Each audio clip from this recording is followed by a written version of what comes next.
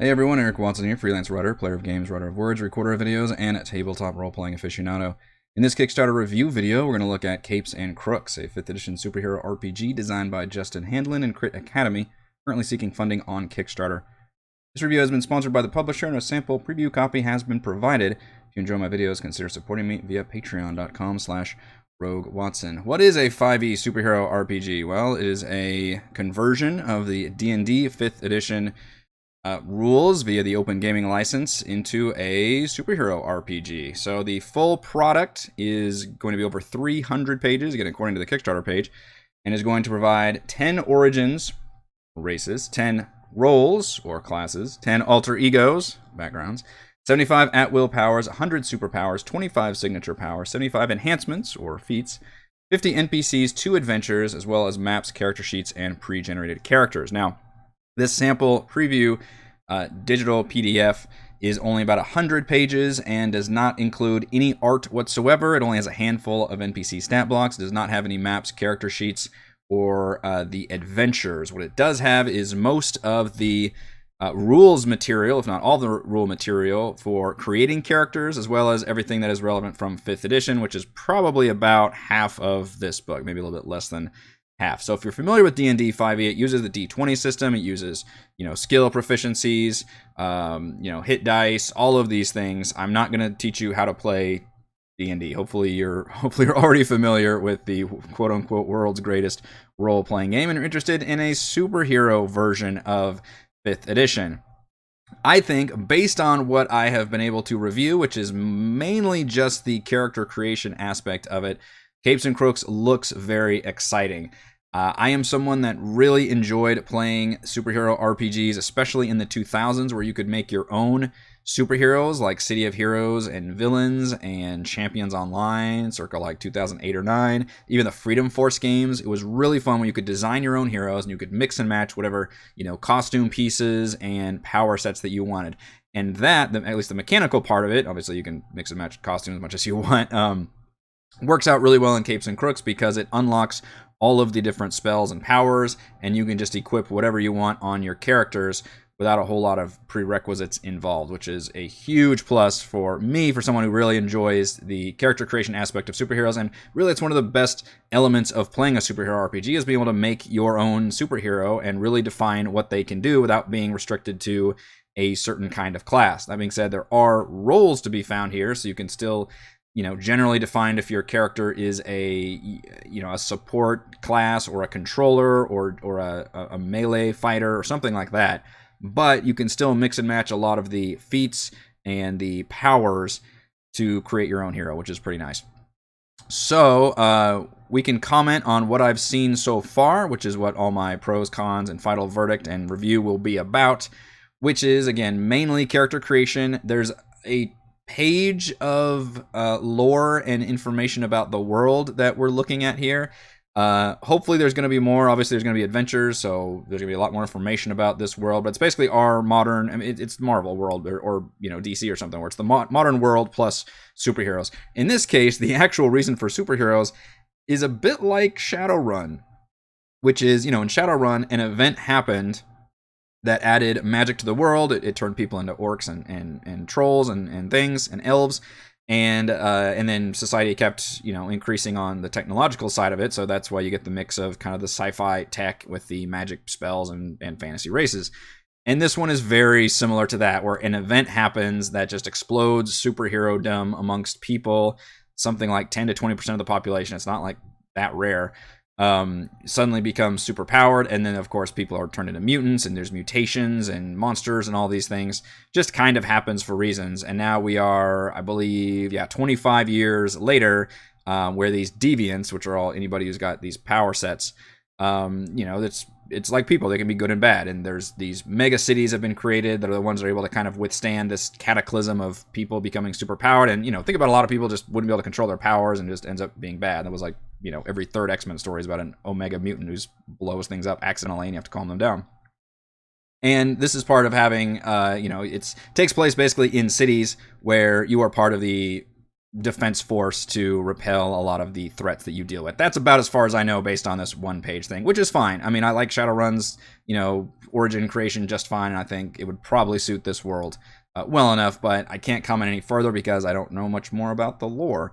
What I do know is about character creation. So we've got 10 origins, which are essentially your races. In this case, instead of being your own cultural race where it's a huge big page of information, it's just a paragraph of, hey, how did you become superpowered? Were you mutated? Was it a freak accident? Are you actually part beast man? Are you an android or undead? Which, by the way, shout out to the creators for only having like 2 of the 10 of these origins have dark vision, because I think that is way overused in 5th edition. In fact, I think a lot of things that designers have done have smartly rebalanced a lot of the things that annoyed me about and continue to annoy me about D&D 5th edition, with maybe one big exception being the backgrounds.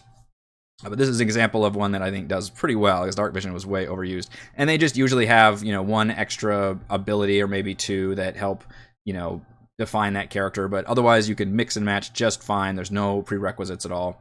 Your advancement, we're gonna have to pause on this page for a while because this is how these heroes are created. So let me introduce you to the Warlock class for D&D 5th edition. If you're not familiar with the Warlock is a spellcasting class that operates on knowing very few spells, but being able to cast them more often. They get their spell slots back on a short rest. So normally a lot of spellcasting classes, they've got a certain amount of spells and they gain all these new spell slots every time they level up, and they have to manage their spells because they're out of those slots until they take a long rest, which essentially at the end of that adventure they can maybe take a long rest, with the exception of super long adventures or something. And the Warlock operates differently, where you have much fewer spells, and you only have like 2 spell slots, but then you get them back on a short rest. So you're supposed to be able to, use them, get them back, use them, get them back. And that's how they've created superheroes for Capes and Crooks. Essentially, you've got a number of at-will powers, which are cantrips, which are, you can cast them whenever you want. Although cast is, again, these aren't all spell casters. These are people that are super powered, or maybe they have tech, or maybe they're just super good at doing a thing. So obviously we're divorcing from spell terminology and calling them powers, but that's where they're drawn from, as they are cantrips. You have those, and then you have powers, which are, basically 1st through 4th level spells from D&D, except powers here. And you have very few of those that because you're supposed to specialize in certain power sets. Normally, not everybody is stupid OP Superman who can fly and has laser beam eyes and frost breath and all this bullshit. Instead, you're a little bit more carefully balanced. And then you've got your power slots that you can use and you get them back on a short rest, and they automatically, like Warlock, level up. So you start off with level 1, and then they go 2, 3, 4, 5. So you're capped at 5, and then eventually you can gain signature powers, which again, from the Warlock is the Mystic Arcanum, which allows you to pick a more powerful ability, in this case like a level 6 through 9 spell, and cast it once per day. In this case, you gain these signature powers throughout tier 3 and into tier 4. On top of all of that, you also gain enhancements. Enhancements are not like Warlock Invocations, where Warlocks have access to this really cool laundry list of neat abilities that give you new spells and features and things. Enhancements are feats, which is a technically optional variant of D&D 5th edition that pretty much we all use because feats are great. Although not as crazy as, Pathfinder and D&D 3.5 was. It still, puts them as a part of the game and not like a critical part of the game. In this case, enhancements are your feats, and basically every class gets to pick feats as you level up. And this time, feats are, enhancements. Yes, they are a lot of the feats from D&D 5e, but there are also other character abilities. For example, extra attack is actually an enhancement here, which means you can be like a fire, element controller in this game, and then take the extra attack feat if you really want to mix and match. Enhancement. So you can really see how this unlocks a lot of those different traits and allows you to, and in addition to that, you could take air powers and be like some kind of, fire flamethrower person. You can mix and match whatever different power sets you want in order to create your dream hero. And that's really what I was looking for, because one of the favorite aspects of superhero RPGs is the character creator and being able to make all of these crazy cool powers. And then mechanically, how do you balance that with everybody else who's just, somebody who's just a trained badass? How does Black Widow balance with, Thor, for example? And I think it does a pretty good job of that. Mechanically, it works out. You're still limited. Everybody is on the same progression track, so everybody's got the same number of powers. You can just pick and choose based on, all these different things and choices that you've made. It feels like they all balance out with each other pretty well. Now, granted, you're probably not end up going to play somebody who's just god tier, but, that's fine. You can just play a regular level mutant and not an omega level mutant. All right, let's continue going over what I can go over of character creation, which are going to be the powers, the roles, alter egos, and enhancements. So the roles are technically your classes, but in a lot of RPGs, your class is obviously a huge part of the gameplay.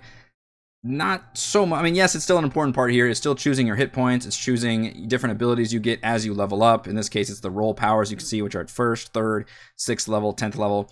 No subclasses here, interestingly enough. That's the trade-off. So because we're unlocking our character creation into picking and choosing whatever, essentially everybody becomes a spellcaster. It's just powers that you can equip. There are no more subclasses. Now, some of the subclasses have been baked into the class. For example, the Crime Fighter, which is obviously based on the fighter with fighting style, has the superior critical part of Champion, where you roll a crit on a 19 or 20. So sometimes they're included in there, but you're not going to get any subclasses here. Instead, it really just becomes a definition of your role. Now, I'm not a big fan when they literally take one exact class from D&D 5e and just retheme it into a different role for a superhero. In this case, the most egregious example is Exosuit, which you think, okay, Exosuit, that's all kinds of cool abilities and things that can pop off and do these things. It's a paladin, which is not necessarily a horrible idea, but it's just funny because Overcharge works exactly like Smite, and Augmentations is pretty much your channel divinity. Like, it works on a short rest. You can choose to do one of these things, and it's just kind of goofy the way it ends up being. Like, they translated, okay, Exosuit is just a paladin with some differences, but you even have the Ambro medical shot is your lay on hands. I wish they would have divided up and mix and match classes a little bit more to make it more interesting, because what I hate seeing is just that immediate, like, one-to-one thing. Like, oh, I can just play a paladin superhero. Like, well, yeah, and pretend it's an Exosuit. But the other egregious one is the Speedster, which it does make sense that a monk would have all these fast abilities. You've got Step on the Wind and Flurry of Blows. In this case, it's Flash Step and Speedy Blows. But it's funny because it literally keeps the key point thing, so you're spending speed points instead of key points in order to activate these abilities, which is really goofy. But I get how that would translate pretty well to somebody who's just super fast. It's just funny that they kept the actual monk like key point things. One's a little bit more interesting. Shapeshifter is purely taking the wild shape part of druids and making that a class function, so it adds new abilities from that, and also gives you like the alter self ability. Mystic means you're just a straight up spellcaster. You've got more powers. You also have a familiar you can summon. The jumper is Nightcrawler, which is really neat. You can like redirect attacks. You can teleport around. You can teleport a whole group of people. That seems really cool and unique to Capes and Crooks, as well as the Gadgeteer, who is like a pet-based drone class, which is obviously way different from anything we've got in D&D. So thankfully, there are enough here that made me more excited to play these new classes rather than ones that are very clearly just one-to-one, rethemed versions of existing classes. I appreciate that there are some cool, interesting ideas there, but keep in mind, the role isn't everything in this game. It's a lot of the different powers and enhancements that you're going to end up picking. Alter Ego is the background from D&D. And I think it's one of the weakest elements of D&D 5e, because backgrounds, they basically just give you, a few skill proficiencies and languages and tools, and then maybe a feature that everybody forgets about after level 1, because it's just some kind of very niche, like you can, to forge documents or something that's may never come up in the entire campaign. In this case, unfortunately, Capes and Crooks doesn't really do anything to fix or change or improve backgrounds, which is one bummer, because it uses the exact same, like, hey, here's, gives you skills, tools, languages, and it has some feature that you're probably not ever going to come up, maybe not even ever use. And my other problem with it is not every hero should have an alter ego. Like, some of them, Tony Stark doesn't have an alter ego. Everybody knows I am Iron Man. He is Iron. He just is that character. Same thing with like all the mutants from X-Men. Like, they don't have alter egos. They just are the X-Men. Like, they're recognized for that. So I kind of have a bit of a problem with the fact that I don't think every hero should be the, Clark Kent, Peter Parker dichotomy. I think that's could be a cool part of some of the characters for sure, but I would like to see if some of them were just, maybe you don't have one, and thus you have this, and maybe you have advantage and disadvantage on these things. And that's also what I was hoping the features would do, is they would have more mechanical benefits rather than those kind of, very niche features that don't really come up that often. Equipment, I'm really not going to go over that much because it's basically all from 5th edition, but you've got some additional elements that reflect the modern or near future setting. So you've got some guns, you've got, Tesla whips and laser blades and laser daggers and that kind of thing. For the most part, they feel fairly well balanced. It's not, weapons and things are pretty easy. Again, 5e is very modular and malleable in that you can take all of these different rules and weapon sets and how everything works and apply it to a whole different, setting and universe, and it still feels pretty balanced and works. That's a testament to 5e. I don't want to take away from what they're doing here, because I think that was a smart thing to do, is just to use all that and then add a few, new components onto it. Same thing with ability scores. This is all basically 1-to-1 from the 5th edition player's handbook, or really the standard rules document, because that's what you've got access to when you're using the open gaming license. So how everything works there in terms of saving throws and contested checks and when to use what skills. It all still works on strength, dexterity, intelligence, etc., etc., etc. So not going to go over any of that, but that is, obviously familiar stuff for 5e players. Same thing with the combat. All right, now we're getting into superpowers. This is where it gets more interesting and more unique. So powers are divided up between at-will powers, just plain powers, and then signature powers. So at-will powers are your cantrips from 5e. Except, keep in mind, technically every single character in Capes and Crooks is a spellcaster. You're not literally a spellcaster, but if you were using the mechanics from 5e, you literally make them all spellcasters. So normally you have to be a spellcaster to cast cantrips and use spell slots and things. In this case, everybody has access to power slots and at-will powers. So when you have 75 of these at-will powers, you can create whatever the hell kind of character type that you want, because these are things you can do all the time. And they're anywhere from, keep in mind, these aren't all spells. Some of them have to do with being super smart and being able to predict things. Some of them have to do with melee moves, or brute strength moves, like Hulk type moves. Yes, you can have some of them shoot fire. Some of them are maybe bits of rudimentary mind control. It's not important stuff, super powerful stuff, but there are stuff that you'd be doing all the time as a character. For example, it's not like Cyclops has to rest between when he shoots out his laser beams. He can do that fucking laser beam blast all the time, and that's what kind of reflects here. Is you can do your baseline powers all the fucking time. There's no restrictions whatsoever, which is awesome. And then in addition to that, you can choose powers, which those are the ones that you have a limited number of spell slots and power levels for, but you get them back on a short rest. So you can kind of do them basically once per encounter. So for those of you that are familiar with, say, 4th edition, what they've really done is they've broken it back up into 4th edition in terms of you've got your at-will abilities, you've got your per-encounter abilities.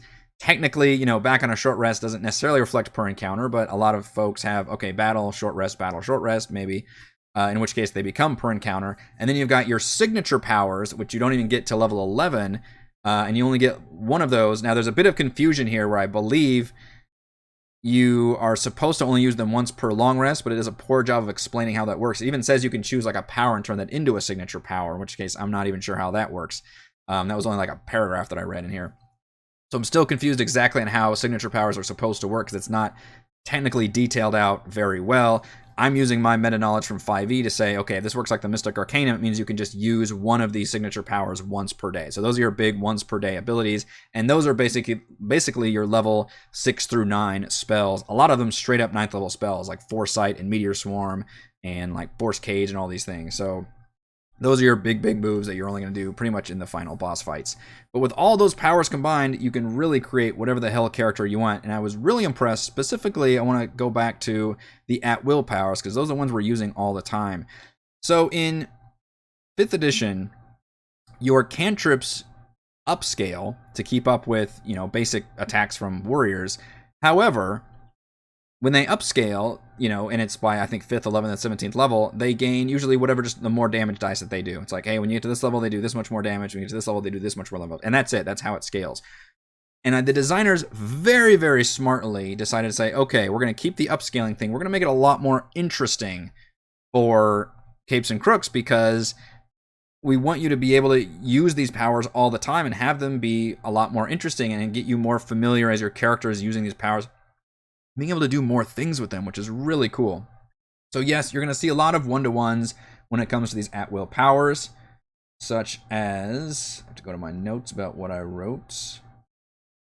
So you've got Distracting Words, which is Vicious Mockery, Ice Beam, which is Ray of Frost, Influence Feat, which is Guidance, Heat Ray, which is Firebolt, and Minor Illusion, which is Minor Illusion. You'll find a lot of those same 1-to-1 cantrips, but you'll find a lot of new ones as well that have nothing to do. All the spell-like ones, the elemental ones, you'll pretty much find, because those exist in D&D 5th edition, but other ones are completely new that, a lot of tactical fighting and tech stuff that you would find completely new in Capes and Crooks. So a good example of how they've really added new ways that the at-will powers scale up is with Solar Ray. This is a at-will power. Again, anybody can take it. You shoot flame-like radiant, or your flame-like radiance descends on a creature you can see within range, which is in 60 feet. The target must succeed in a dex save or take 1d8 radiant damage. It's Sacred Flame. For those of you familiar with 5e, it's the cleric signature ranged attack cantrip of Sacred Flame, in this case called Solar Ray. So normally, when you level up to certain levels and different tiers, it just increases the damage to 2d8 and then 3d8 and so on. Here, when you reach 5th level, Solar Ray increases the damage to 2d8. On a hit, the target is disoriented by the blinding light. You roll a d4 and subtract the number rolled from the target's AC until the end of its next turn. So it adds a little bit of a debuff on top of it at 5th level. At 11th level, the damage increases to 3d8. On a successful save, the target takes half damage from the power and doesn't suffer the additional effect. So a lot of spells, higher level spells in D&D, they might do damage even if somebody makes the saving throw, but they'll do it at half damage. Whereas cantrips, a lot of times, if they make the save, they take no damage. In this case, they would still take half the damage. That greatly boosts your average damage per round because you're always doing some kind of damage. Finally, at 17th level, which granted a lot of games don't make it that high, but still, the damage increases to 48. As an action, you can now create a massive pillar of light. A golden beam of brilliant light shines down in a 10-foot radius, 40-foot high cylinder that does AoE damage and also blinds enemies. It gives you a whole nother attack, basically. As an action, you can just call down this light cylinder beam on people.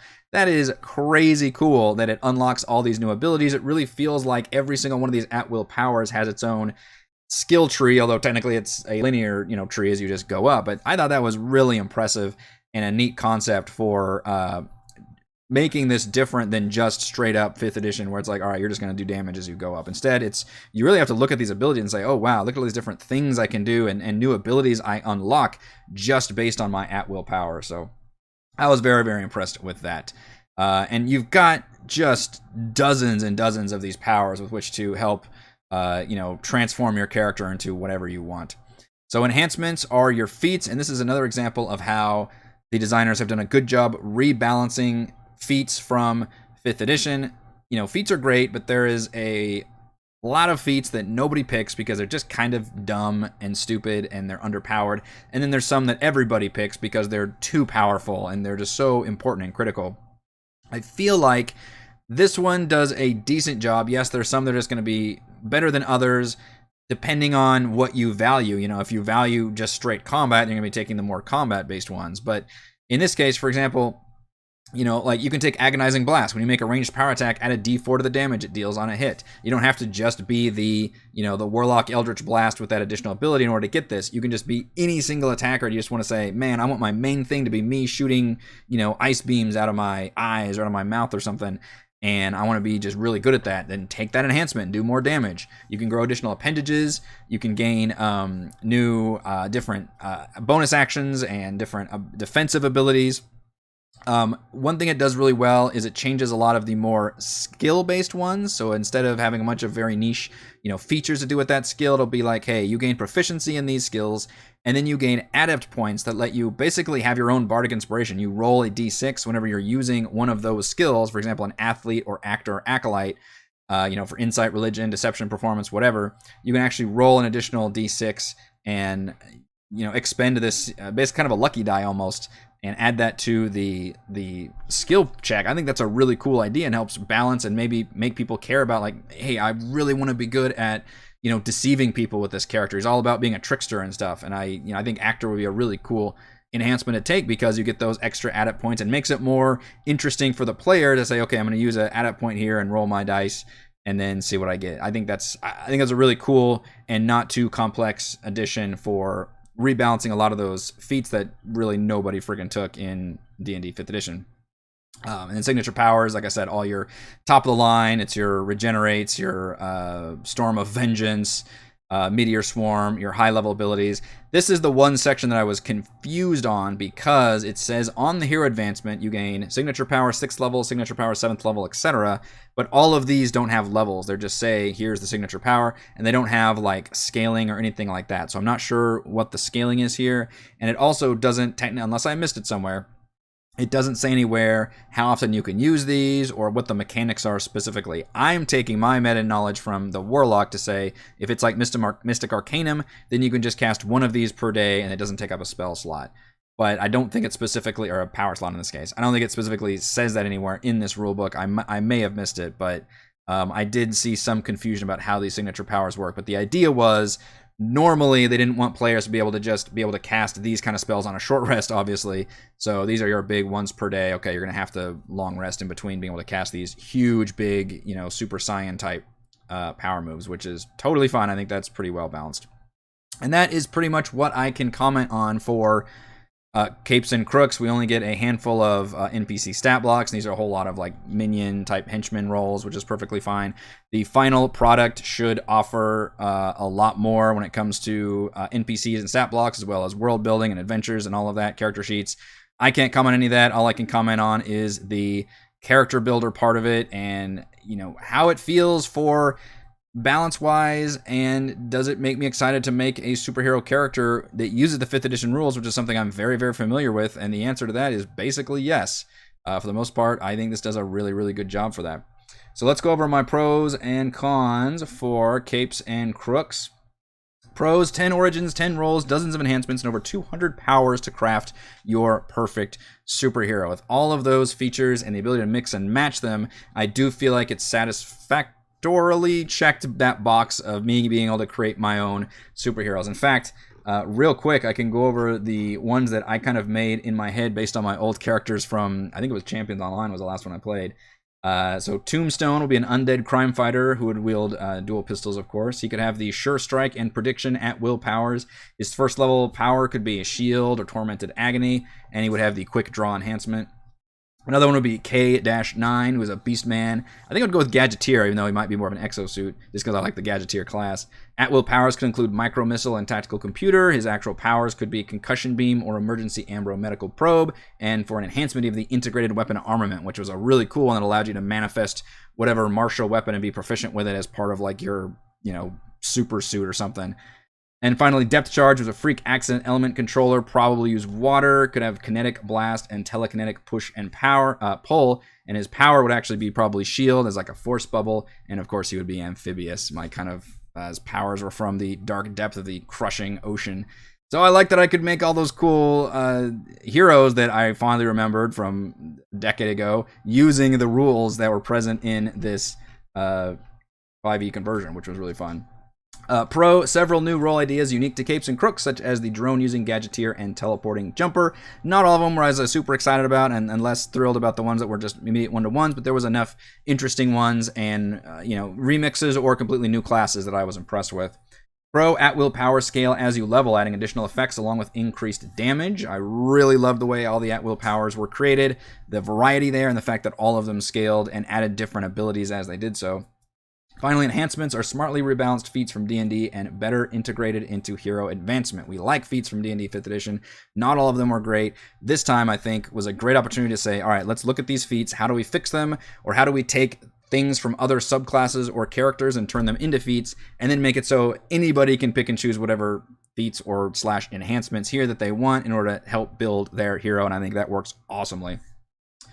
Cons: signature powers was a con for me because I like the idea behind it, but I was just confused about how they worked and how they were balanced in terms of, I didn't see any levels there, I didn't see any scaling, and I didn't see it spelled out specifically that you could pick like a once per day signature power. So maybe there was just a paragraph missing or something that I didn't get, where I was a little confused on how signature powers were going to work and how they were going to be balanced in terms of the slots and how they level scaled and all that information. And the other con was for alter egos. I'm already not a fan of backgrounds, and I was disappointed to see that backgrounds is basically just a one-to-one to alter egos. So I feel like it was a missed opportunity to improve upon backgrounds like they did with feats and classes and all that. And plus, I think not every hero has an alter ego, so we shouldn't be forced to necessarily have one. Final verdict.